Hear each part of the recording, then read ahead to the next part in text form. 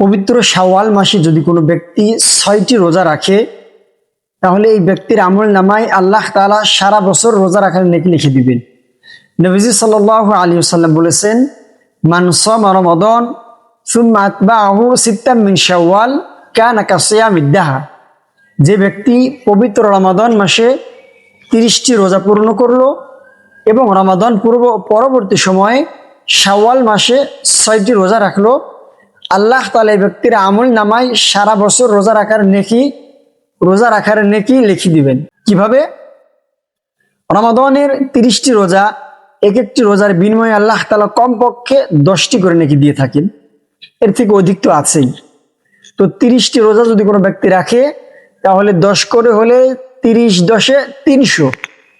আর রমাদান পরবর্তী যে শাওয়াল মাস, এই শাওয়াল মাসে যদি কোনো ব্যক্তি 6টি রোজা রাখে তাহলে 6 10 60, এই হলো 360 দিন রোজা রাখা।